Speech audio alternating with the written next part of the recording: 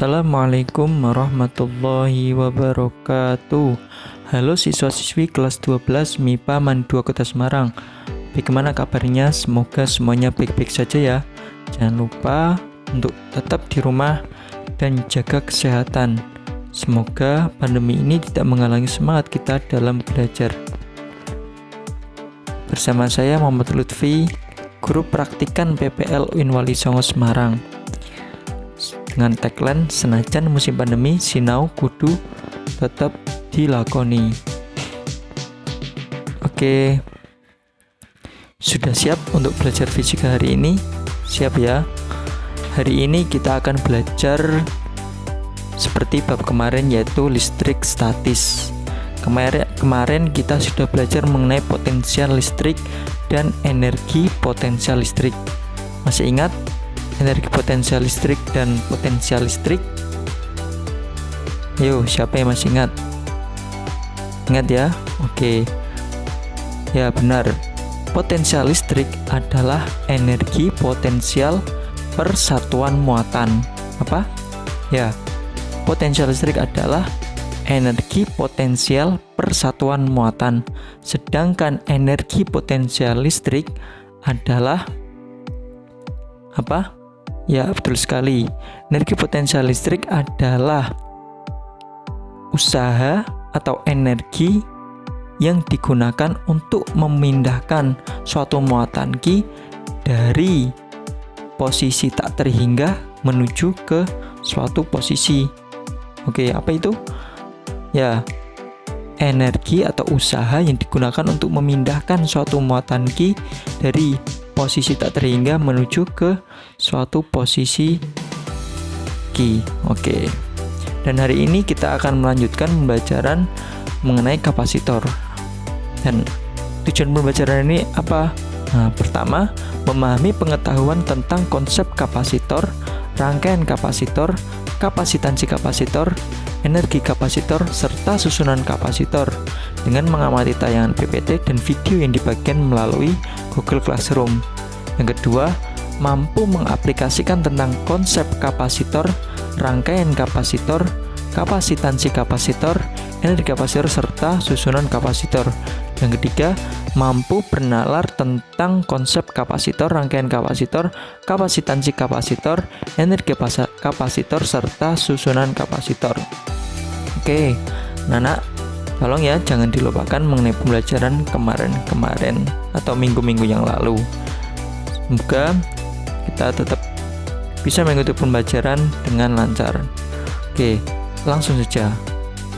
Kapasitor. Kita tahu, kapasitor adalah suatu komponen elektronika yang dapat menyimpan energi atau muatan listrik di dalam medan listrik. Dan kapasitor merupakan komponen listrik yang sangat penting. Di dalam alat-alat elektronik yang kita miliki, hampir semuanya menggunakan kapasitor. Oleh karena itu penting untuk memahami kapasitor berdasarkan teori listrik statis. Dan perlu diketahui juga bahwa kapasitor itu, bahkan semua alat-alat elektronika itu hampir semuanya menggunakan kapasitor, termasuk kamera, laptop. Untuk penggunaan kamera itu untuk menyalakan lampu flash kamera, kemudian juga dimanfaatkan dalam proses backup energi pada peralatan seperti komputer jika terjadinya putus aliran listrik, dan berfungsi juga untuk menahan lonjakan muatan dan energi listrik yang agar tidak merusak rangkaian. Dan bentuk kapasitor itu bermacam-macam, ada yang bentuknya seperti ini, berbentuk apa ini? Silinder. Berbentuk silinder seperti ini juga ada juga yang berbentuk persegi, kemudian ada kakinya 2, itu juga ada. Oke, next. 2 yaitu rangkaian kapasitor. Perlu diketahui juga bahwa rangkaian kapasitor atau kapasitor setelah kita buka itu ternyata berbentuk dua keping sejajar. Dua keping sejajar ini, dua keping sejajar yang panjang, kemudian dua keping sejajar itu digulung. Nah, digulung maka akan jadi seperti ini. Nah, ketika kita buka itu akan berbentuk seperti ini, dimana di antara ini namanya apa? Elektroda atau keping. Di antara dua keping ini terdapat jarak pemisah. Jarak pemisah atau sekat. Dan sekat ini mengandung bahan isolator yang disebut sebagai apa? Dielektrik. Isolator atau dielektrik. Dan isolator ini bisa menggunakan macam-macam. Ada yang menggunakan keramik, ada yang menggunakan polyester, ada yang menggunakan kertas, kemudian ada yang menggunakan mika, dan menggunakan tantalium dan lain-lain. Maka sangat penting untuk kita untuk memahami kapasitor, karena ini banyak kita jumpai di alat-alat elektronik yang kita miliki. Kemudian struktur paling sederhana dari suatu kapasitor adalah berupa keping ini atau plat sejajar yang masing-masing keping ini memiliki A. Nah, itu apa? A itu luas penampang. Dan luas penampang ini memiliki D. D itu apa? Jarak antar kedua kapasitor. Dan beberapa aplikasi proses fabrikasi menggulung plat sejajar tersebut sehingga berbentuk silinder, atau seperti contoh yang tadi. Dan perlu diketahui juga bahwa simbol dari kapasitor itu seperti ini. Ini adalah simbol dari kapasitor. Oke, kembali lagi. Kemudian di sini di kapasitor ini juga terdapat beda potensial antara keduanya, di mana ketika sumber tegangan dihubungkan dengan kapasitor, ini ada sumber tegangan berupa baterai dihubungkan dengan kapasitor, maka muatan listrik mengalir dari baterai menuju masing-masing plat kapasitor, di mana akibatnya akan ada muatan positif di satu keping, dan kemudian di keping yang lain ada muatan negatif. Oke. Nah, pada kondisi seperti ini kapasitor akan mendapatkan muatan, di mana muatan itu sebesar Q. Oke. Q. Dimana ketika negatif maka min Q, dan ketika positif maka plus Q. Yang besarnya Q ini sebanding dengan beda potensial antar dua plat, atau beda potensial itu namanya apa? Volt. Hal itu sesuai dengan persamaan. Jika kita cari Q-nya, atau Q sama dengan C kali V. Q sama dengan C kali V, di mana Q adalah jumlah muatan listrik, satuannya coulomb, dan C adalah kapasitas kapasitor atau kapasitas kondensator yang memiliki satuan farad, dan V adalah tegangan listrik yang memiliki satuan volt. Oke.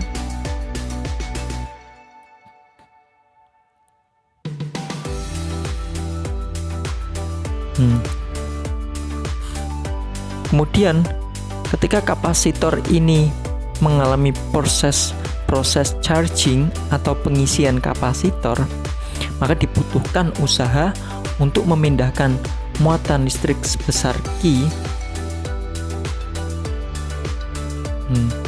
Untuk memindahkan muatan listrik sebesar Q ketika di charging, dibutuhkan usaha untuk memindahkan Q dari sumber tegangan menuju ke masing-masing keping sejajar. Dan besar usaha untuk memindahkan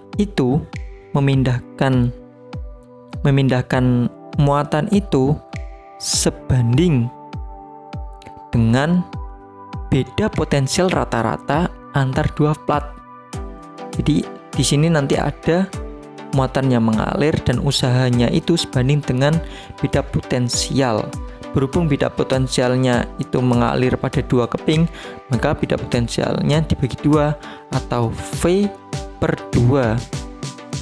Dimana ketika proses charging itu berhenti atau jalur dengan sumber tegangan dilepas, maka usaha saat proses charging tersebut disimpan dalam bentuk energi listrik oleh kapasitor ini, dan besar energi yang tersimpan dalam kapasitor itu senilai dengan persamaan W atau usaha sama dengan setengah kali C kali V itu Q atau muatan kali beda potensial ini, dimana beda potensial ini ada dua keping maka dibagi dua, setengah sama dengan C kali V kali V.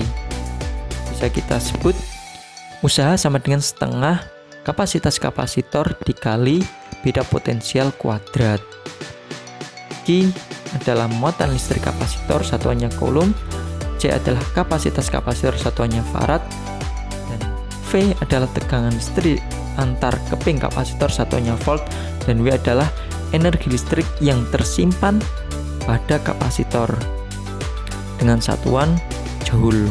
Dan perlu diketahui dan perlu diperhatikan hal esensial yang harus diperhatikan dari persamaan ini, bahwa kapasitansi kapasitor itu ditentukan bukan berdasarkan ini, bukan sesuai dengan persamaan ini jika untuk menentukan kapasitas kapasitor, tetapi kapasitas kapasitor itu bergantung pada luas permukaan,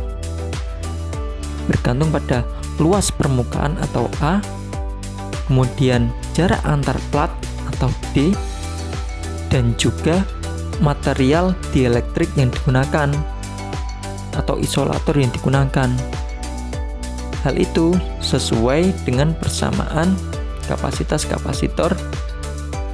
Ini kapasitas kapasitor sama dengan permisivitas dikali luas penampang per jarak antar keping. Oke, dimana nilai permisivitas hampa udara ini adalah 8,85 kali 10 pangkat min 13 coulomb kuadrat per N kali M kuadrat. Itu permisivitas ruang hampa tetapnya. Kemudian bagaimana jika daerah dielektrik dipasang material tertentu? Maka jika dielektrik ini atau antar kedua yang terdapat di antar kedua keping ini diisi oleh dielektrik yang berbeda, maka ditambahi K. K di sini apa? Konstanta dielektriknya. Maka konstanta dielektriknya juga dimasukkan. Oke. Sedangkan susunan kapasitor itu ada dua, yaitu susunan seri dan susunan paralel. Dimana ketika kita berbicara susunan seri, maka beda potensialnya maka dibagi. Dimana beda potensial total ini adalah jumlah dari beda potensial C1, C2, dan C3, atau V seri sama dengan V1 tambah V2 dan V3. Berbeda dengan muatannya. Muatannya di sini adalah sama. Muatan Q seri di sini itu sama dengan Q1, sama dengan Q2, sama dengan Q3. Dalam artian sama. Kemudian kapasitansi kapasitornya juga sesuai dengan persamaan ini. 1 per kapasitansi kapasitor seri sama dengan 1 per kapasitansi 1 tambah 1 per kapasitansi 2 ditambah 1 per kapasitansi 3. Dengan susunan paralelnya itu kebalikan dari susunan seri, di mana beda potensialnya itu sama, beda potensial di sini dan di sini dan di sini, serta beda potensial total itu sama. Berbeda dengan muatannya. Muatannya berkebalikan dengan susunan seri, di mana muatannya itu muatan paralel itu sama dengan muatan 1, kemudian muatan ditambah muatan 2 dan muatan 3. Oke. Dan kapasitansi kapasitornya juga sama dengan muatannya, di mana kapasitansi paralel itu kapasitansi 1 ditambah kapasitansi 2 ditambah kapasitansi 3. Oke, selanjutnya langsung ke contoh soal. Contoh, pada suatu kapasitor mempunyai kapasitas yang besarnya sebesar 0,6 mikrofarad dan bermuatan dengan baterai berkapasitas 25 volt. Maka berapakah besar yang terdapat dalam kapasitor tersebut? Maka berapakah besar muatan yang terdapat dalam kapasitor tersebut? Oke, diketahui kapasitansi kapasitornya 0,6 mikrofarad, atau mikro itu sekali 10 pangkat min 7, dan beda potensialnya 25 volt. Yang kita cari adalah muatan yang terdapat dalam kapasitor tersebut. Ayo tadi apa persamaan untuk mencari besar muatan? Untuk mencari besar muatan atau Q itu sama dengan C kali V. Sesuai dengan persamaan ini, C sama dengan Q kali V. Kita masukkan nilainya. C 6 kali 10 pangkat min 7 dan V 25 volt. Kita kalikan 6 kali 10 pangkat min 7 kali 25 volt sama dengan 1,5 kali 10 pangkat min 5. Jangan lupa satuannya apa? Coulomb. Maka besar muatan ialah 1,5 kali 10 pangkat min 5 Coulomb. Oke, mungkin itu aja untuk pertemuan hari ini. Jangan lupa untuk tetap mencari literatur yang lain terkait dengan kapasitor supaya menambah wawasan kalian. Karena pertemuan online ini kita sangat terbatas dengan waktu, kemudian pertemuan ini juga sangat fleksibel. Silahkan kalian mencari referensi-referensi lain baik berupa buku, video, maupun internet ataupun yang lainnya. Jangan lupa tetap semangat, senajan musim pandemi sinau kudu tetap dilakoni. Sekian, bisa dilanjutkan diskusi. Jika ada yang kurang jelas atau kurang memahami, silakan bisa ditanyakan di grup WhatsApp. Oke, mungkin itu aja, kurang lebihnya mohon maaf. Assalamualaikum warahmatullahi wabarakatuh.